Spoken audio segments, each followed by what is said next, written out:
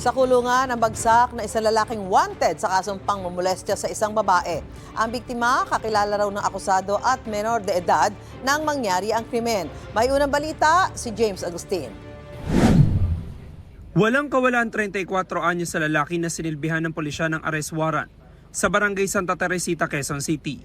Ang lalaki wanted sa kasong paglabag sa Republic Act 7610 o Special Protection of Children Against Abuse, Exploitation and Discrimination Act.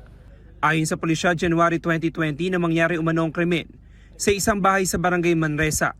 Ang babaeng biktima 17 anyos lang noon at kakilala raw ng akusado. Lumalabas sa aming investigasyon na yung suspect, pinasok niya yung biktima sa loob ng bahay nila. At doon po siya namolestya. Yung biktima naman hindi makasigaw dahil tinitreaten siya nitong suspect. Sumbong siya sa magulang niya, particularly sa nanay niya, at doon na naisampa yung kaso.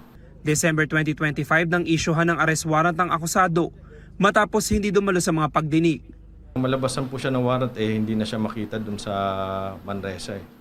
At yung mga operatiba natin, hinanap siya. Buti na lang may nag-tip na concerned citizen at doon na po siya nahuli.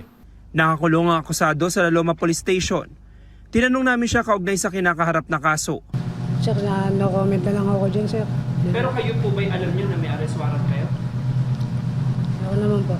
No comment na lang po ako dyan, sir. Nakapag-return of warrant na ang pulisya at hinihintay na lang commitment order mula sa korte.